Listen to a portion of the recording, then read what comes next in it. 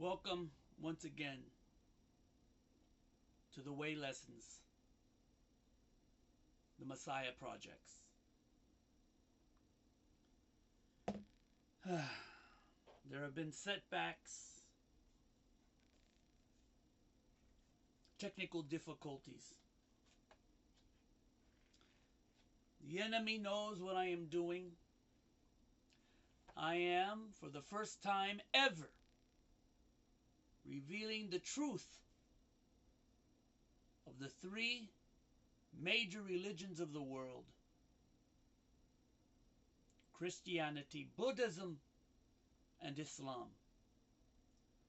And I'm also revealing the enemy, how he's perverted the teachings of these great prophets to suit his own ends and gains. So without further ado, I'm doing you a favor. No one else has done this.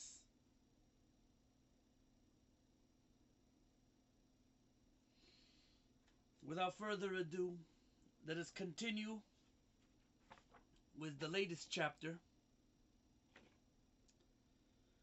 The Messiah Projects, Jesus, Son of the Daughters of Earth.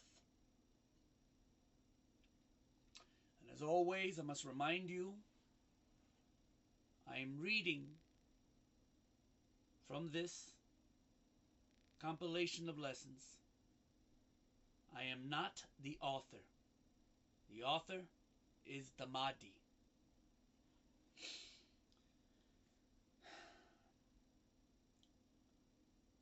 The Messiah Projects, Jesus, the Son of the Daughters of Earth. When we last spoke of Jesus, he had just received word from the priestesses regarding their execution of John the Baptist. John's disciples had taken his body for burial.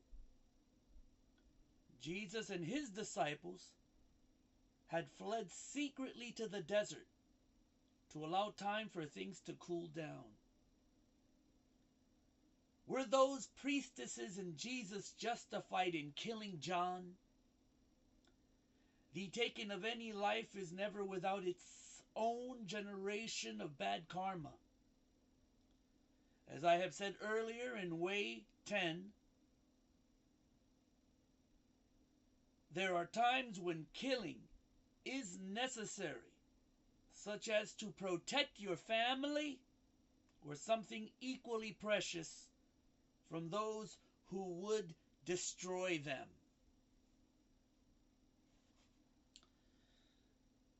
The Doma, daughters of Ma, needed to secure a power base from which to carry their message forward. The marriage of Herodias would have achieved this. John's opposition would have hurt their mission. But John's opposition of Herodias was only one factor. John was preaching rebellion, armed militant revolution. The people believed that the true Hebrew Messiah would free them from Roman rule and would vanquish all their enemies. The Doma did not wish to isolate Palestine, nor did they wish to destroy the Roman Empire. Just the opposite. They wanted Jerusalem to be the central religious headquarters of a religion that eventually would have been supported by the mightiest military power on earth, Rome. John's actions would have jeopardized all this. But as we shall see, there was an enemy of Jesus and his priestesses that would prove far more destructive than 10 of John. Let me introduce you to them now. Matthew 11 verse 10. And behold, there was a man which had his hand withered, and they asked him, saying, Is it lawful to heal on the Sabbath days? That they might accuse him. Verse 11. And he said unto them, What man shall there be among you that shall have one sheep? And if it fall into a pit on the Sabbath day, will he not lay hold on it and lift it out? Verse 12.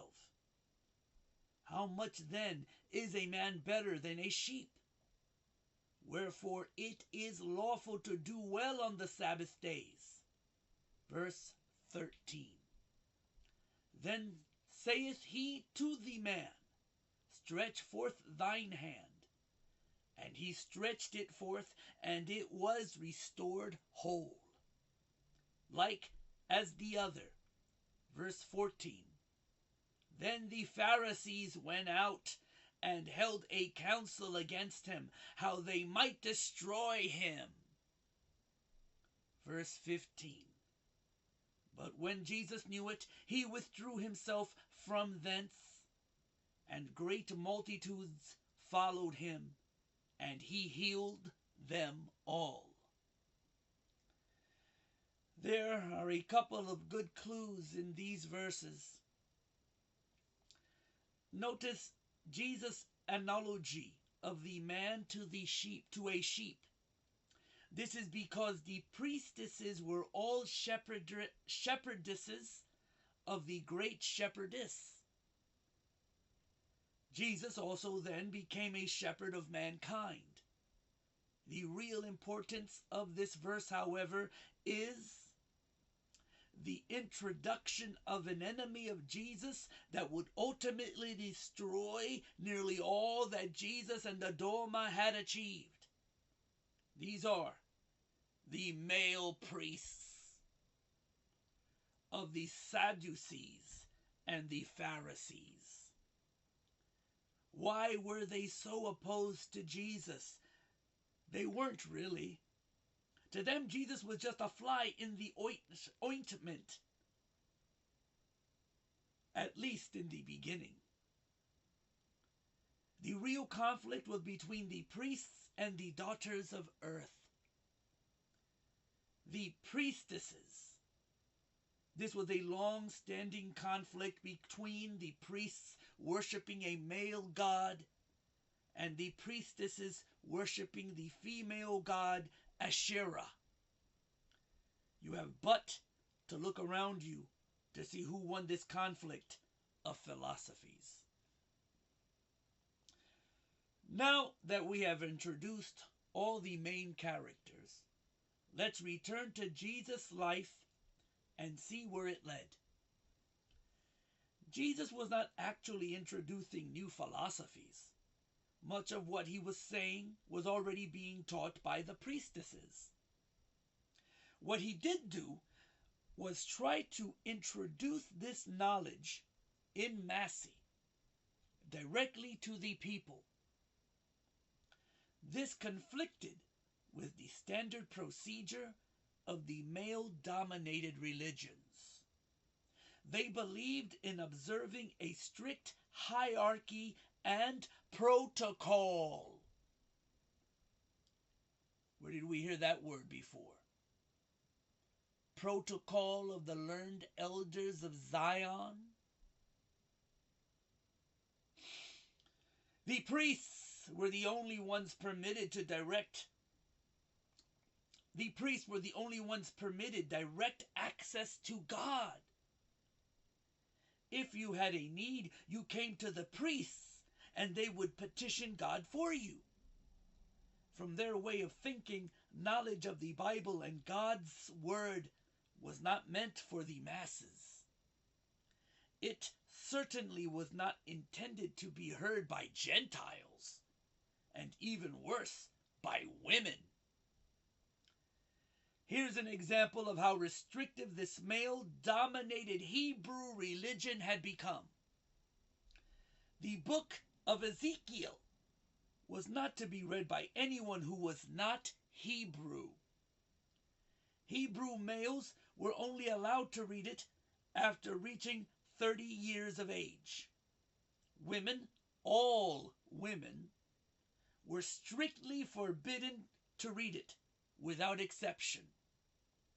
Now, can you imagine how these priests felt when they saw Jesus supported by and working with their arch rival, the priestesses, not only teaching sacred scripture to the Gentiles, but defiling the word of God by letting women hear it? Jesus taught everyone equally. The priests saw this as a direct threat to their power structure. After all, if everyone could simply talk to the Supreme Spirit on their own, what would they need priests for? There was much more, however, that Jesus tried to bring to the people. For not only was he trying to bring the word of God to the masses for the first time, the Doma were making an attempt to reveal to man his true origin, as well as revealing themselves to man. Jesus was to bring knowledge of the collective and all that it had to offer mankind. He was a teacher. If the people of earth would listen to his teachings and try to become civilized human beings, all that the collective possessed awaited them. Let's look at some of these extraterrestrial teachings now.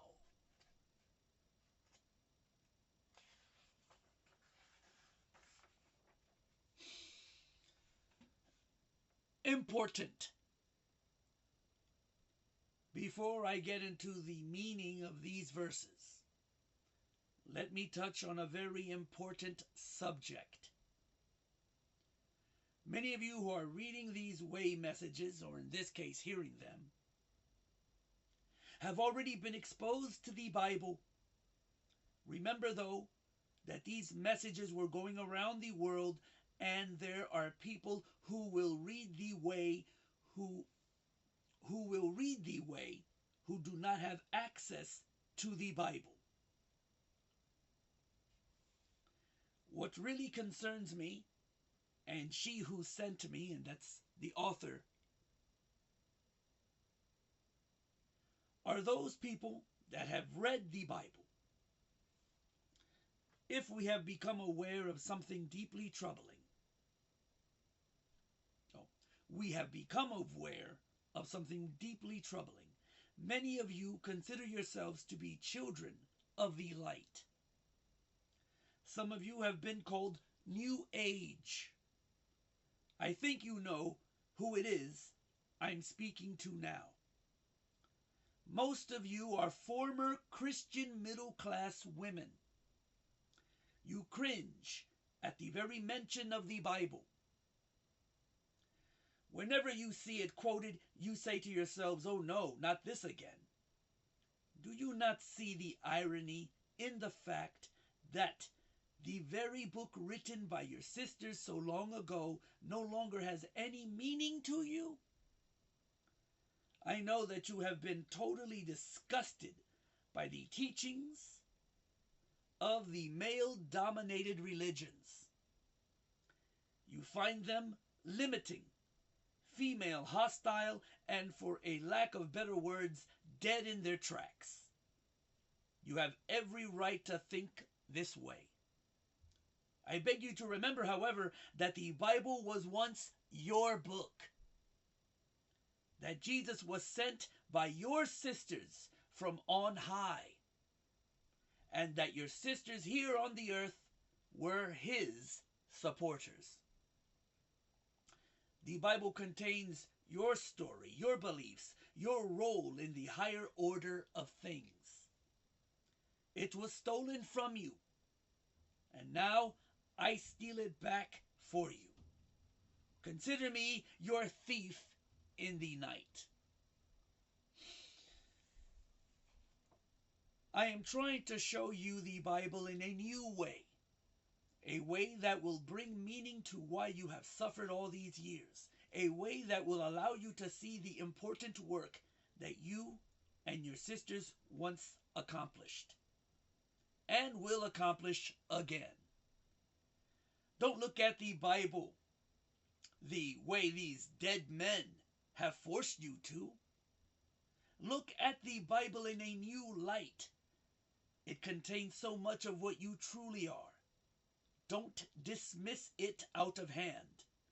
Use it to become what you once were, and then to go beyond and become what you were meant to be.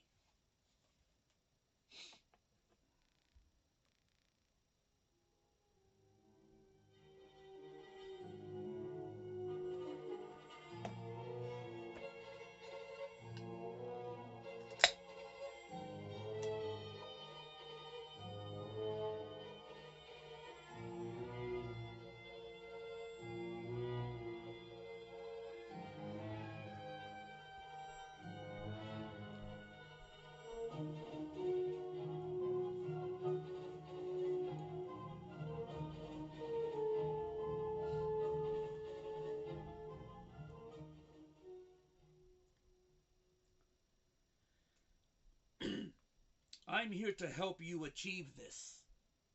But before the daughters of earth can be created again, you must learn the mistakes of the past, which cost you and all the women of this planet so dearly.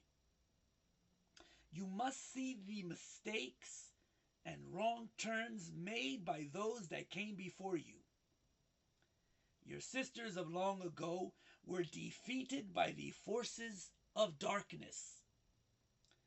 Learn what caused this, and from that knowledge gain new armor for the fight to come. There is a war to be fought, a war to free all your sisters of this world from the enslavement of male-controlled religion. The daughters of earth are the stormtroopers of a great jihad, the holy war against the forces of darkness. Remember who you really are, daughters. Remember the past and learn from it. Once you were the most feared warriors on this planet.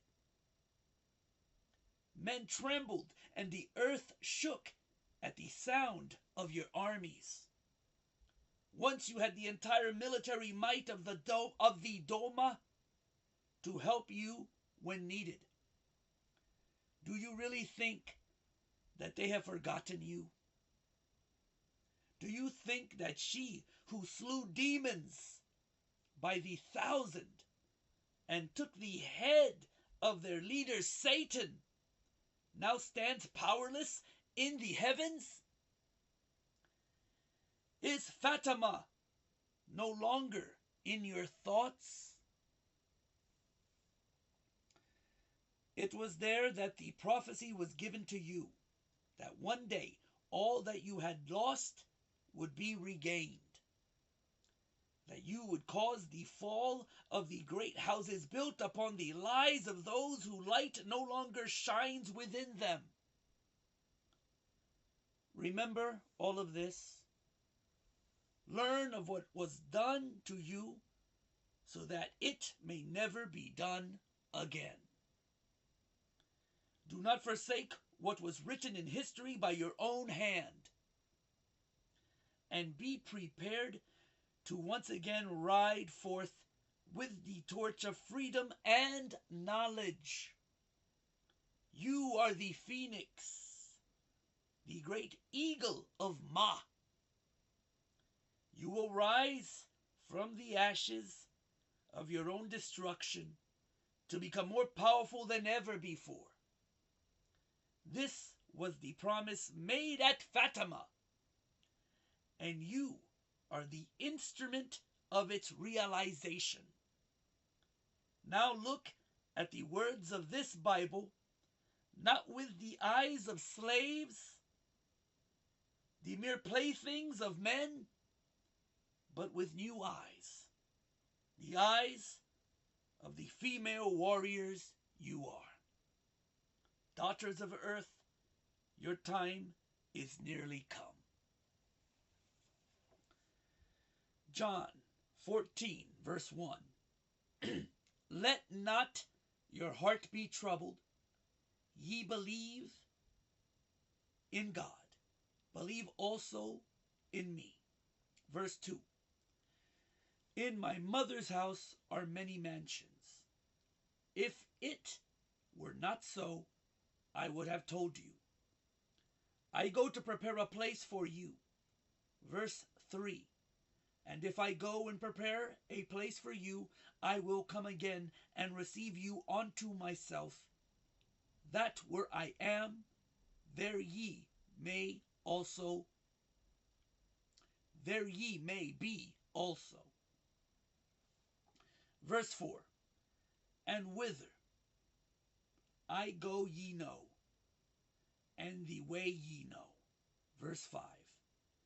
Thomas saith unto him, Lord, we know not whither thou goest, and how can we know the way?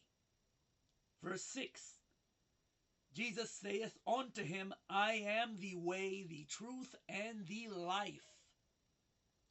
No man cometh, saith unto him, I am the way. No man cometh unto the Mother, but by me. Verse 7. If ye had known me, ye should have known my mother also. And from henceforth ye know her, and have seen her. Verse 8. Philip saith unto him, Lord, shew us the mother, and it suffice us. Verse 9. Jesus saith unto him, Have I been so long time with you, and yet hast thou not known me, Philip? He that hath seen me hath seen the mother. And how sayest thou then, shew us the mother? Verse 10. Believest thou not that I am in the mother, and the mother in me? The words that I speak unto you, I speak not of myself, but the mother that dwelleth in me, she doth the works. Verse 11. Believe me that I am in the mother, and the mother in me, or else believe me for the very works' sake. Verse 12. Verily, verily, I say unto you, he that believeth on me, the works that I do shall he do also, and greater works than these shall he do, because I go unto my mother. Verse 13. And whatsoever ye shall ask in my name, that will I do, that the mother may be glorified in the Son. Verse 14. If ye shall ask anything in my name, I will do it. Verse 15. If ye love me, keep my commandments. Verse 16. And I will pray the mother, and she shall give you another comforter, that he may abide with you forever. Verse 17. Even the Spirit of truth, whom the world cannot receive, because it see him not, neither knoweth him, but ye know him, for he dwelleth within you, or rather with you, and shall be in you. Verse 18. I will not leave you comfortless. I will come to you. Verse 19. Yet a little while, and the world see me no more. But ye see me, because I live. Ye shall live also. Verse 20. At that day ye shall know that I am in my mother, and ye in me, and I in you. Verse 21. She that hath my commandments and keepeth them, she it is that loveth me, and she that loveth me shall be loved of my mother, and I will love her, and will manifest myself to her. Yes, I changed the above verses from father to mother. I'm allowed. The many mansions Jesus spoke of are the different worlds the collective has colonized. There are over 50 colony zones now, and growing. The earth is a colony of the collective, although not a full member yet. The rest of what Jesus was trying to tell you is this: you are the children of the human races who live in the collective. The same blood that flows through the veins of the Doma flows through your veins. They are in your genes, and you in theirs. They gave birth to you as you are now. They are your mother, and you their children. The abilities that Jesus showed you, these miracles of healing, these things are common in the collective, their technology being so much more advanced than yours. But all these things and the technologies that create them will one day be yours. And even greater things which you have not even dreamed of in your wildest imaginations. There are technologies in the collective that you have not the slightest clue exist. Technologies that have made travel to the stars a reality, and that have freed humans finally from the enslavement of their animal beginnings. Technologies that have made technologies that have allowed the human races to break the chains of death and glimpse for the first time the way home, the very nature of God. Jesus left to prepare for your eventual inclusion into the human race. In his own words, in my mother's house are many mansions. If it were not so, I would have told you. I go to prepare a place for you. Verse 3. And if I go and prepare a place for you, I will come again and receive you unto myself, that where I am, there ye may be also. Verse 4. And whither I go ye know, and the way ye know. Your place is out there, among the stars, with your sisters and brothers. Like it or not, you are not alone. Like it or not, you are part of a larger family, and like it or not, it is time for you to grow up, to be children of the earth no more, but the adults of the collective. You will lose the earth and gain a universe. You will shed the rags of an individual people and put on the robes of the human race. Remember this: Jesus never lied to you.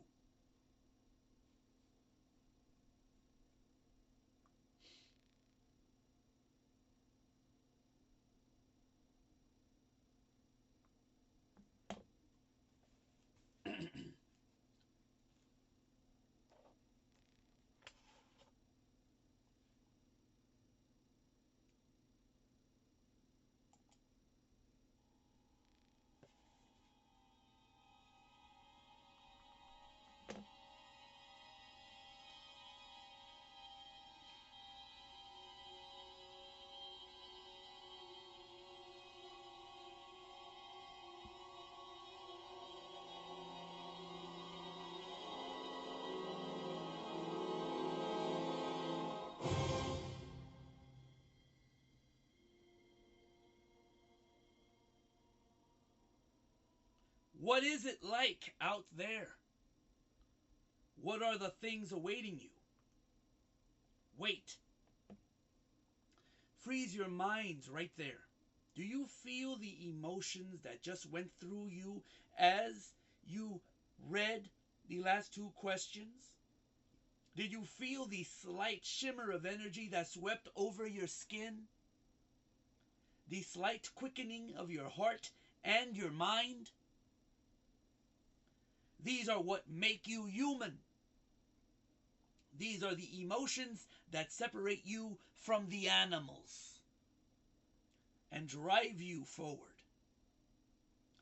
Feel this way in all that you do, and nothing will be beyond your reach. For those who felt nothing, you need to put the spark of excitement back into your life. You were created to feel. Do so. Let's now look at what Jesus said awaited you all. Matthew 10 verse 8. Heal the sick, cleanse the lepers, raise the dead, cast out devils. Freely ye have received, freely give. All the disease that now plagues mankind can be cured by the technologies which exist in the collective. This in itself is of great importance, but it is not the greatest gift contained in this verse. Certain things, such as housing, food, medical care, are a privilege. They are a basic right that all human beings have.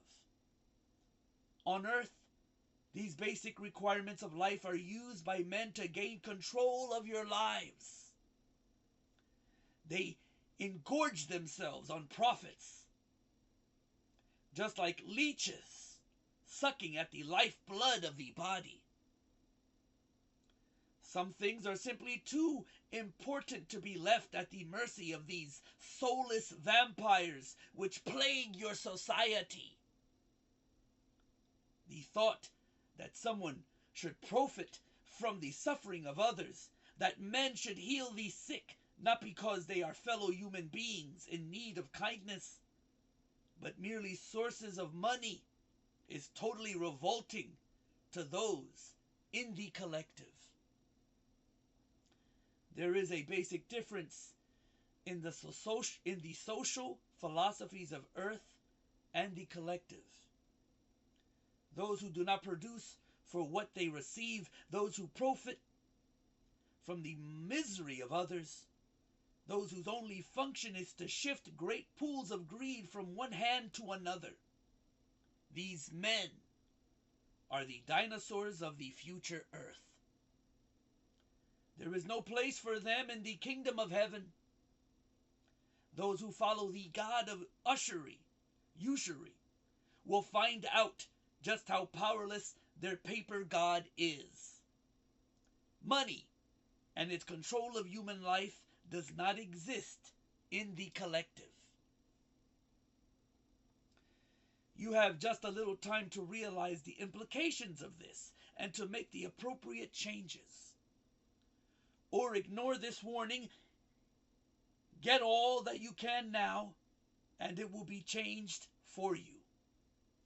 Those who take advantage of their fellow human beings in time of change, be warned. There are far greater punishments than death. There exists a place where life is extended, where crimes are paid for, and death is prayed for as a salvation. As you lived your lives not hearing the screams of those around you, so too will death be to your own screams. Hell hath no fury like a woman scorned, nor her commandments ignored. There is no mercy shown for the wolves that attack the flock. There exists an end to disease and hunger, technology that would make Star Wars seem primitive by comparison. A new way to learn knowledge, not in years but days. All these things await you. These are all important and will greatly improve the standard of living for every individual. But they are mere improvements to mankind's possessions. Better and bigger toys, if you will. The biggest thing which the collective has to offer has nothing to do with starships or thinking computers. It has to do with the very nature of mankind itself. It is an advancement whose effect is so all-encompassing that it changes the very meaning and reason of existence itself. I will let my friend Jesus tell us what this greatest of all gifts is. John 11, verse 26. And whosoever liveth and believeth in me shall never die. Believest thou this? Remember what I told you. Jesus never lied. Now read on and see what lies ahead. Romans 8, verse 11.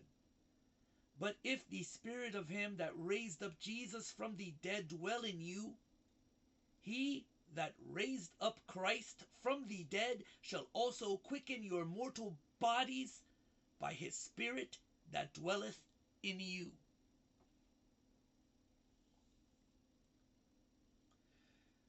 What they are trying to tell you here is that if you get your act together and start acting like responsible adult human beings, they will give you the last thing needed to become advanced human beings in search of God.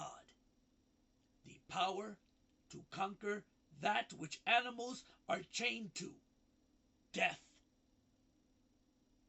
New bodies and the technology to preserve that life eternally. Death is for the lower animal world, not the world of true human beings. It is possible to construct a body that lives hundreds of years in pristine condition. When that body eventually wears out, the ka, or soul, and all the memories associated with that unique life can be transferred entirely without loss into an exact duplicate body.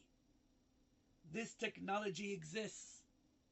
Perhaps you can now begin to see how much more advanced and how much different the human race is compared to that which is down here. All of your basic philosophies, religions, and so forth are based on or center around the concept of death. They depend on death in order to be at all.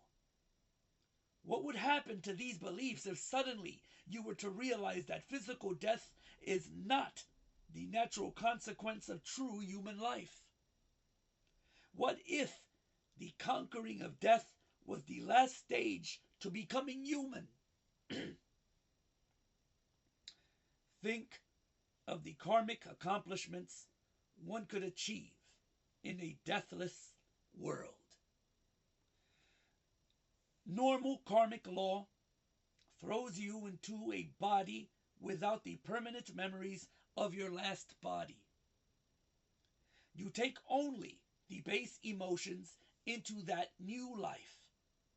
What if all the lessons of your previous life could be transferred intact to your next body? You begin to see the possibilities. You have the ability to separate yourself from the natural karmic law of nature or animals and begin to act as your maker intended, to create karma instead of being imprisoned by it. You become a creator. You break the last chains which hold you to the animal world. You become free of natural karmic law. All this awaits you if you but listen to those who were sent. Are these things possible? Should you believe me? It doesn't matter whether you do or not. The information is there now in your minds. My job is done. Let's look now at what happened to Jesus and to those who supported him. The male priests continued to grow more and more intolerant of Jesus and his followers.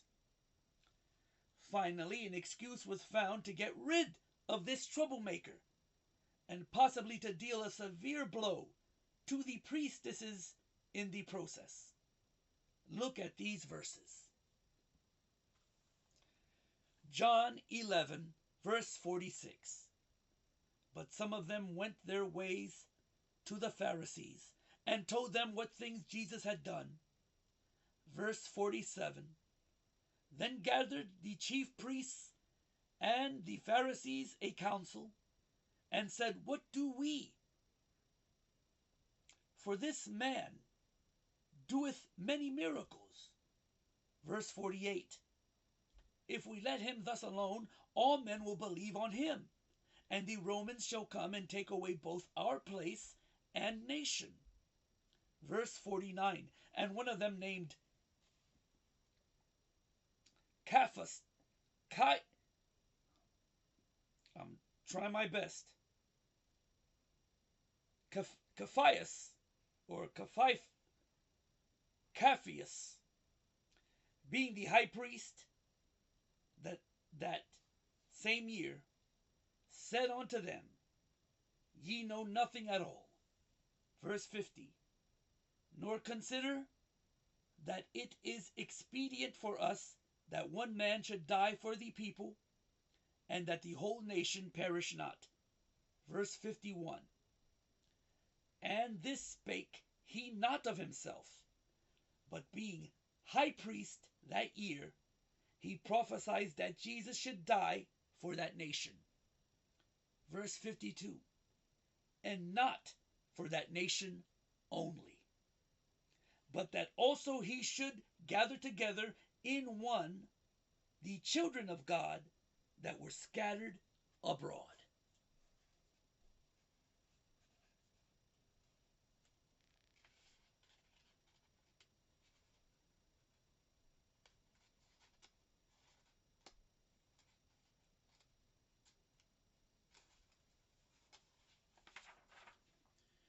Verse 53. Then from that day forth they took counsel together for to put him to death.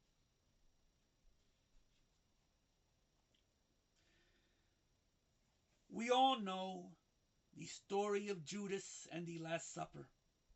What I want to focus on are the actions of two men, Herod and Pilate. I have told you that the priestesses had begun to gain control of the political system of Palestine. If true, then they should have been able to save Jesus from both of these men. Herodias and Salome were both in Herod's household, being his wife and daughter. If they had truly supported Jesus, as I have said, then their influence should be seen in the actions of these men. Let's look to see if this is indeed the case. Luke 23, verse 1. And the whole multitude of them arose and led him unto Pilate. Verse 2. And they began to accuse him, saying, We found this fellow perverting the nation and forbidding to give tribute to Caesar, saying that he himself is Christ, a king. Verse 3. And Pilate asked him, saying, Art thou the king of the Jews? And he answered him and said, Thou sayest it. Verse 4. Then said Pilate to the chief priests and to the people, I find no fault in this man. Verse 5. And they were the more fierce, saying, He stirreth up the people, teaching throughout all Jewry, beginning from Galilee to this place. Verse 6. When Pilate heard of Galilee, he asked whether the man were a Galilean. Verse 7. And as soon as he knew that he belonged unto Herod's jurisdiction, he sent him to Herod, who himself also was at Jerusalem at that time.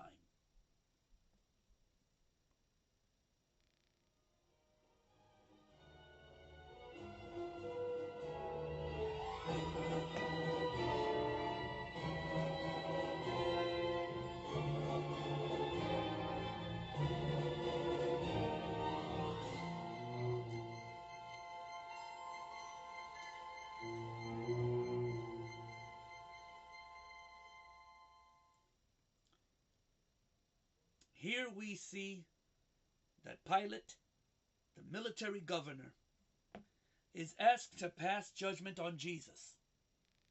Notice that the priests brought him not to Herod, but to Pilate. Pilate knew who Jesus was. The priestess network had spread even to Rome itself. He knows that the priestesses of Herod's house would protect him from the priests. So it is there that he sends him. Last of all, notice his statement.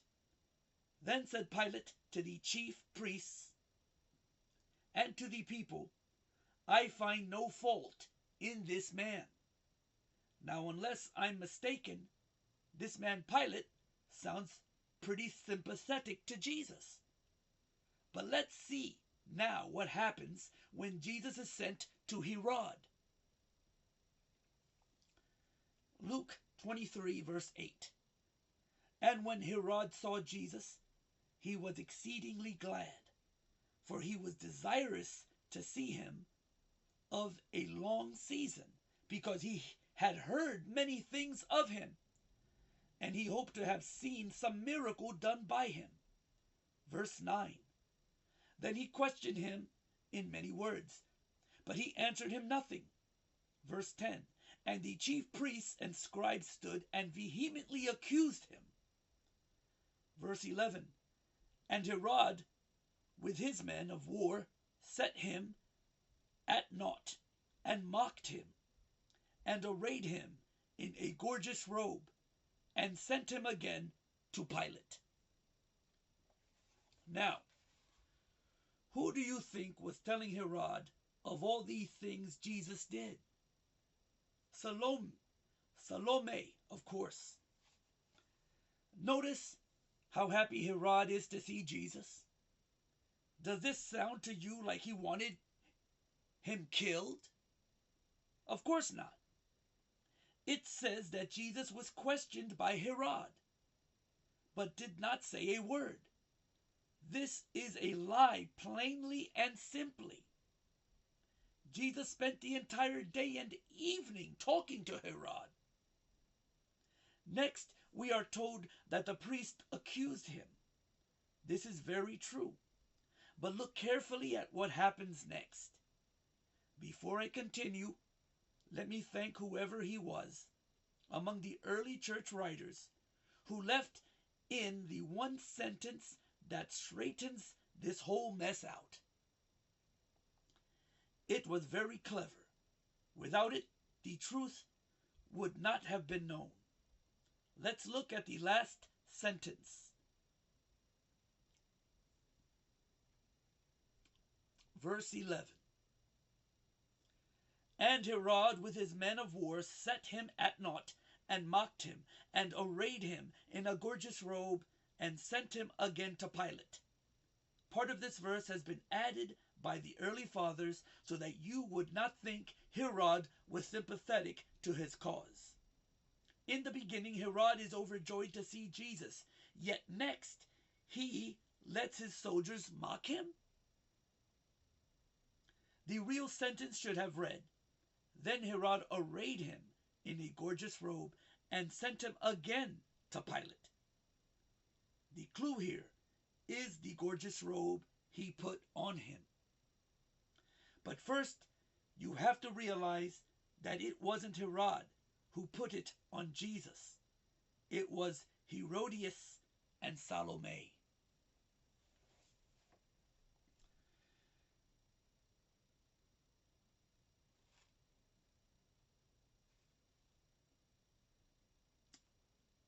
And I think I'm stopping it here.